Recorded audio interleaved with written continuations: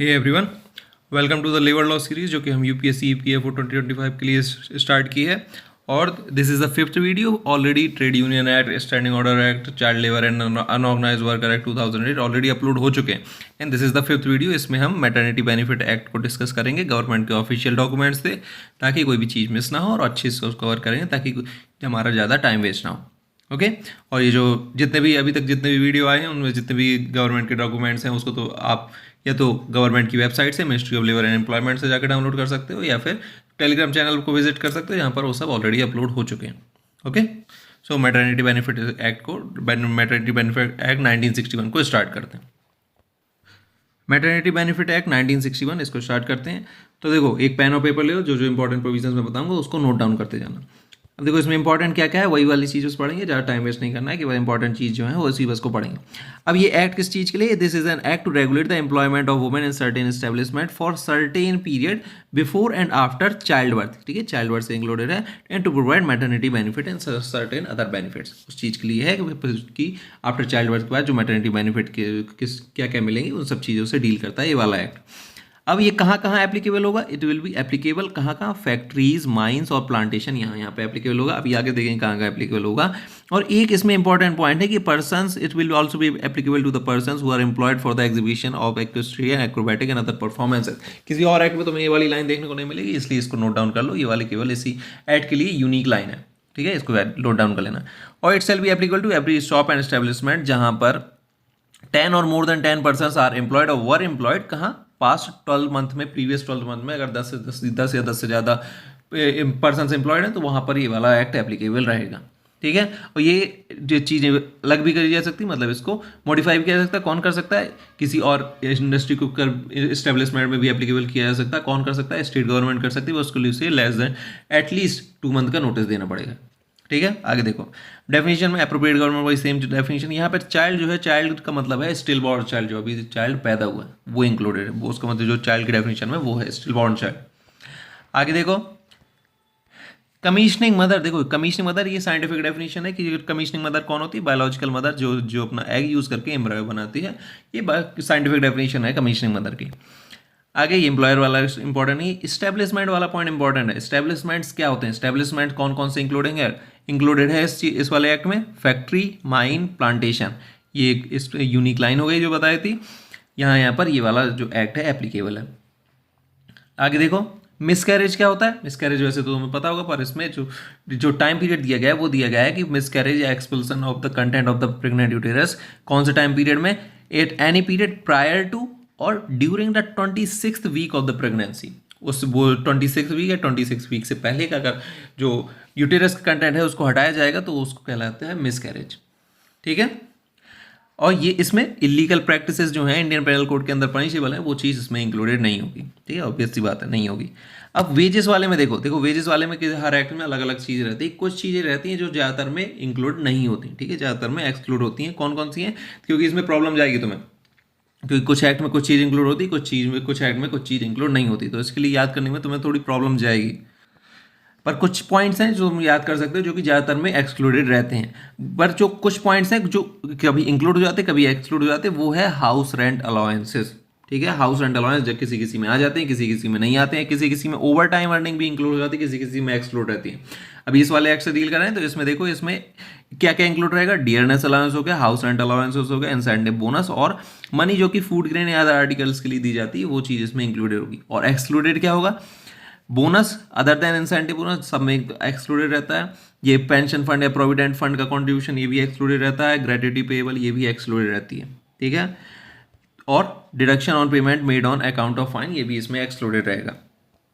आगे देखो ये वाला पॉइंट सबसे ज़्यादा इंपॉर्टेंट है। इसमें क्या कहते हैं कि जो टाइम पीरियड इसमें बताया जा रहा है कि कोई भी एम्प्लॉयर जो है किसी भी वुमेन को प्रेगनेंसी के just 6 weeks after the immediately the pregnancy, जब उसकी डिलीवरी हुई है उसकी इमीडिएटली 6 वीक के अंदर उसको एम्प्लॉयमेंट नहीं देगा। ठीक है, काम पर नहीं रखेगा प्रेगनेंसी के जस्ट जो डिलीवरी के जस्ट 6 वीक के बाद। और कोई भी वुमेन भी है वो 6 वीक्स अपनी डिलीवरी के जस्ट इमीडिएटली 6 वीक तक किसी भी एम्प्लॉयमेंट में काम नहीं करेगी। ठीक है, ये पीरियड याद रखना 6 वीक का।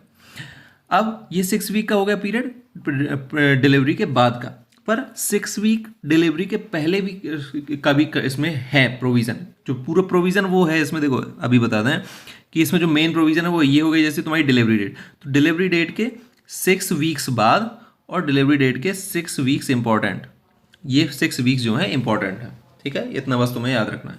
तो डिलीवरी के 6 वीक्स बाद, इमीडिएटली डिलीवरी के 6 वीक बाद तक कोई एम्प्लॉयमेंट नहीं दिया जाएगा, और डिलीवरी के इमीडिएटली 6 वीक्स पहले तक और 6 वीक्स के 1 महीने और पहले तक कोई ऐसा काम नहीं दिया जाएगा जहां पर बहुत ज़्यादा long hours of standing involve होंगे, जिसकी वजह से डिलीवरी में कॉम्प्लिकेशंस आ सकती हैं, प्रेगनेंसी में कॉम्प्लिकेशंस आ सकती हैं, वहाँ पर उस टाइप से इनको एम्प्लॉयमेंट नहीं दिया जाएगा, ठीक है। ये डिटेल्स याद रखना, ये इंपॉर्टेंट है। अब आगे देखो, कोई भी वुमेन कि जो है वो उसको मैटरनिटी बेनिफिट तब तक नहीं दिया जाएगा अगर उसने इन द लास्ट 12 मंथ उसने एटलीस्ट 80 डेज तक किसी इस्टेब्लिशमेंट में अगर काम नहीं किया होगा।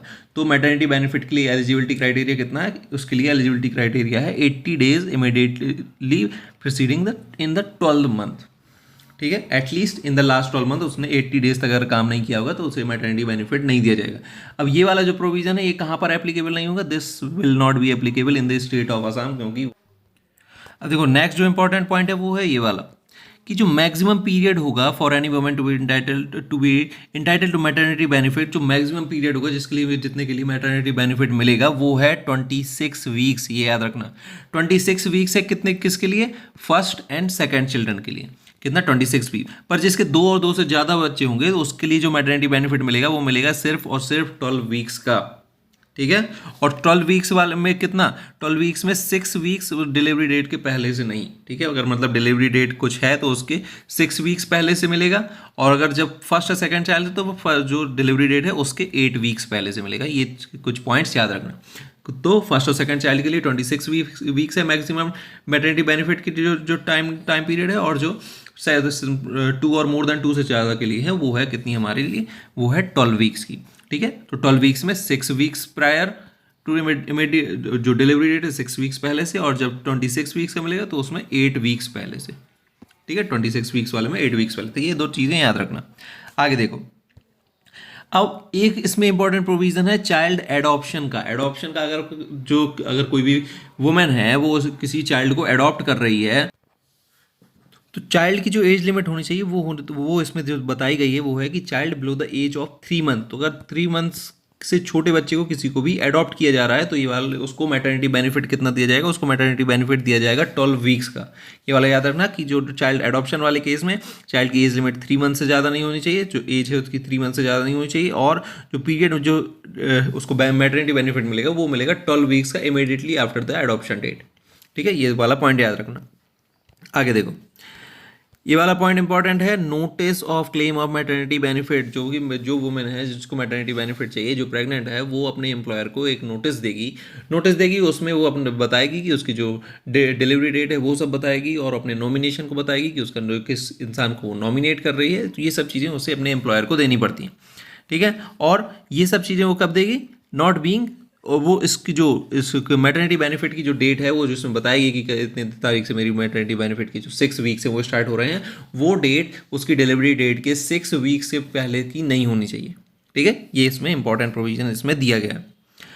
और इसके बाद एक जो इंपॉर्टेंट पॉइंट है वो है इसमें कि जो उसकी डिलीवरी डेट के जो उसकी डिलीवरी डेट है उसके पहले के जो 6 वीक का जो पेमेंट है उसे एडवांस में दिया जाएगा। जो उसके 6 वीक्स का पेमेंट है उसकी डिलीवरी डेट के पहले का, उसे वो एडवांस में दिया जाएगा। ये इस वाले में इंपॉर्टेंट प्रोविजन है, ठीक है। अब यहाँ पर एक सेक्शन 7 है, payment of the maternity benefit in case of death of a woman. अगर कोई वुमन है वो अपनी प्रेगनेंसी के टाइम पर, डिलीवरी के टाइम पर उसकी डेथ हो जाती है तो उसका जो मैटरनिटी बेनिफिट है वो किसे दिया जाएगा। तो जब वो यहाँ पर नोटिस देती है मैटरनिटी बेनिफिट का तो उसमें वो एक नॉमिनेशन देती है एक इंसान का। तो अगर वो उसकी डेथ हो जाएगी तो वो जो उसका नॉमिनी है उसको वो वाली पेमेंट दी जाएगी, ठीक है। अगर नॉमिनी के उसमें नॉमिनी नहीं बताया उस नोटिस में, then it will be given to her legal representative, ये याद रखना, ठीक है। अगर वुमेन अगर खत्म हो गई तो अगर उसके बाद किसको मिलेगी, उसने जो नॉमिनी अपॉइंट किया है, और अगर नॉमिनी नहीं है तो फिर किसको मिलेगी, लीगल रिप्रेजेंटेटिव को मिलेगी, ठीक है। अब एक और पॉइंट है, पेमेंट ऑफ मेडिकल बोनस, इसमें मेडिकल बोनस का भी एक प्रोविजन है कि जो वुमेन है उसको मेडिकल प्रोविजन दिया जाएगा कितना, 1000 रुपीज़ का। और ये तब दिया जाएगा अगर कोई प्री नेटल कन्फाइनमेंट या पोस्ट नेटल केयर के एम्प्लॉयर ने उसे प्रोवाइड नहीं करी है फ्री ऑफ चार्ज, तो उसको 1000 का मेडिकल बोनस दिया जाएगा।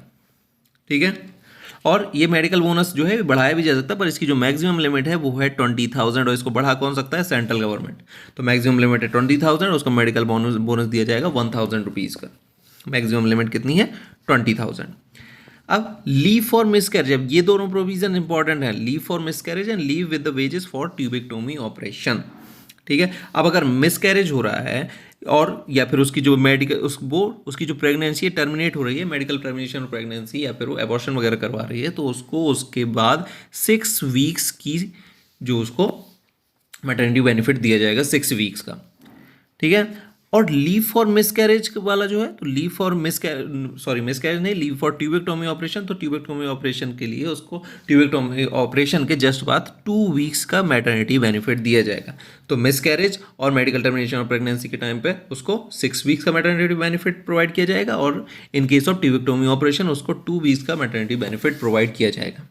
ठीक है, ये दोनों प्रोविजन याद रखना।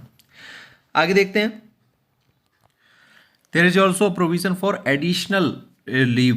ठीक है, एडिशनल लीव का भी इसमें एक प्रोविजन है in case of for illness arising out of pregnancy, delivery या फिर premature birth of a child, miscarriage हो गया, मेडिकल टर्मिनेशन ऑफ प्रेगनेंसी, इस चीज़ के लिए उसको एडिशनल लीव भी मिल सकती है। कितनी, 1 मंथ की, मैक्सिमम पीरियड ऑफ 1 मंथ। और ये एक्सक्लूडेड पोर्शन हो गया, एक्सक्लूडेड फ्रॉम दी, जो उसको 6 वीक पहले और 6 वीक बाद में उसको छुट्टी मिली, उसके बाद उसको एक्स्ट्रा मैक्सिमम 1 मंथ की छुट्टी मिल सकती है अगर वो उस चीज़ के लिए प्रूफ प्रोवाइड करेगी। और उसके लिए जो केसेस हैं कौन कौन से हो गए, इनलेस arising out of the pregnancy, delivery या premature birth of a child, miscarriage, medical termination of pregnancy, या ट्यूबेक्टोमी ऑपरेशन के टाइम पे अगर उसको कुछ कॉम्प्लिकेशंस आ रहे हैं, तो उसके जो उसको मैटरनिटी बेनिफिट दिया गया है उसके बाद उसे 1 मंथ तक की मैक्सिमम लीव मिल सकती है। ठीक है, ऑन प्रोडक्शन ऑफ प्रूफ। अब जो नेक्स्ट एक इंपॉर्टेंट पॉइंट है वो है नर्सिंग ब्रेक्स। अब देखो, नर्सिंग ब्रेक उसे मैक्सिमम कितने मिलेंगे, बच्चे के लिए 2 नर्सिंग ब्रेक्स मिलेंगे ऑन हर डेली वर्क, उसको 2 नर्सिंग ब्रेक्स मिलेंगे, और ये तब तक मिलेंगे जब तक कि जो चाइल्ड है he attains the age of 15 month. ठीक है, जब तक वो 15 मंथ करेंगे, जब तक उसे जो नर्सिंग ब्रेक्स हैं वो मिला करेंगे, कितने, मैक्सिमम 2। अब क्रीज फैसिलिटी का भी इसमें एक प्रोविजन है कि जब कोई सा भी ऐसा भी इस्टेब्लिशमेंट जहां पर 50 या 50 से ज़्यादा एम्प्लॉयज़ काम करते हैं, तो वहां पर क्रीज फैसिलिटी प्रोवाइड की जाएगी। और क्रीज फैसिलिटी में उसको वुमेन को जो विजिट्स हैं, कितने पर डे विजिट्स हैं उसको अलाउड है, 4 विजिट्स पर डे, जिसमें 2 ये जो नर्सिंग ब्रेक्स जो यहाँ पे बात की थी वो भी इसी में इंक्लूडेड हैं। तो 2 नर्सिंग ब्रेक और 2 विजिट्स हो गई, वो इतने क्रीज फैसिलिटी में वुमेन को अलाउड होंगे।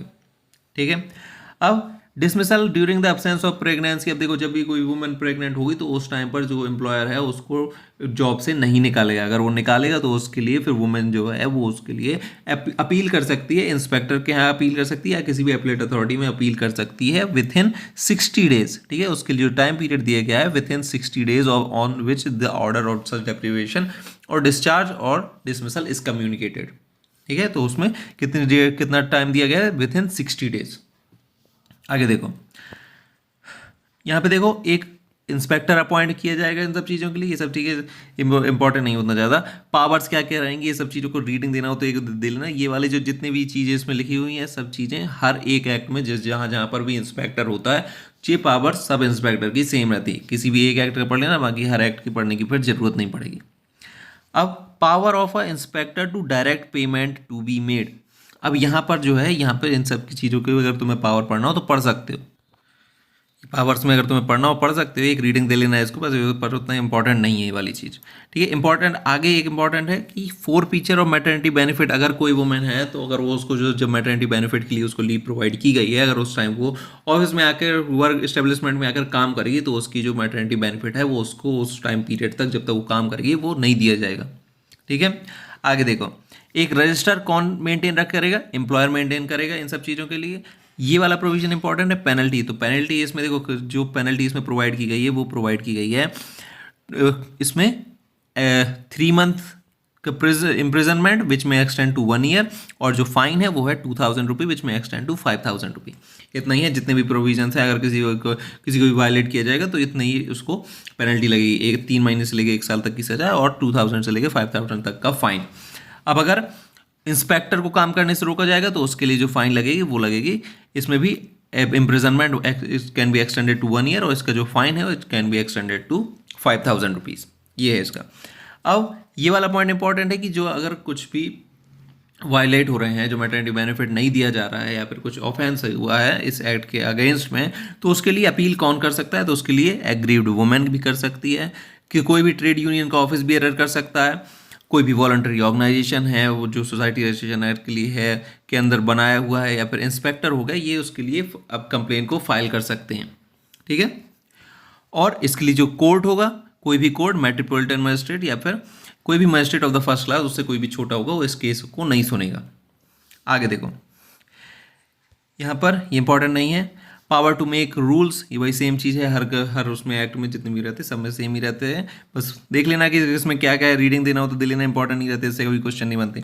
और ये वाला हमारा एक स्टेटमेंट हो गया जो हर एक्ट में रहता है, हर बार बता चुका हूँ मैं कि कैसे कैसे कोई से भी इसमें मॉडिफिकेशन होना होगा तो कैसे होगा। एक बार बस पढ़ना तुम्हें, किसी भी एक्ट का एक बार बस पढ़ लेना और फिर सबका छोड़ देना।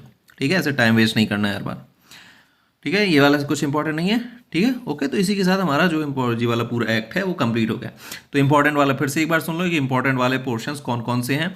यहाँ डेफिनेशन वाले पोर्शन में ये वाला इंपॉर्टेंट है कि उसमें 10 या 10 से ज़्यादा होने चाहिए लोग। एक ये यूनिक लाइन हो गई इसकी, ये वाली इंपॉर्टेंट है।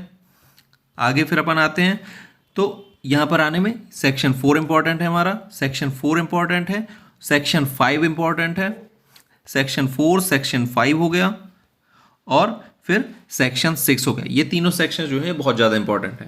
ठीक है, सेक्शन 4 सेक्शन 5 सेक्शन 6 ये वाले जो सेक्शन हैं ये वाले ज़्यादा इंपॉर्टेंट है। ठीक है, तो इसी के साथ हमारा मैटरनिटी बेनिफिट 1961 जो है ये कंप्लीट हो चुका है। अब ये जो अब नेक्स्ट जो आएगा उसके बाद अब नेक्स्ट वाला जो एक्ट इसमें अपलोड किया जाएगा वो होगा शायद मिनिमम वेजेस एक्ट है, उसको अपलोड कर देंगे। मिनिमम वेजेस एक्ट हो गया या पेमेंट ऑफ वेजेस एक्ट, कोई सा भी एक्ट जो है इसके बाद जो नेक्स्ट अपलोड होगा इनमें से कोई सा भी एक्ट अपलोड होगा। ठीक है, तो चैनल पर बने रहो। और इस एक्ट का जो पीडीएफ है, ये वाला एक्ट का पीडीएफ तुम्हें टेलीग्राम चैनल पर मिल जाएगा या फिर इसको गवर्नमेंट के ऑफिशियल वेबसाइट से डाउनलोड कर सकते हो। ओके, आज के लिए इतना ही। Thank you.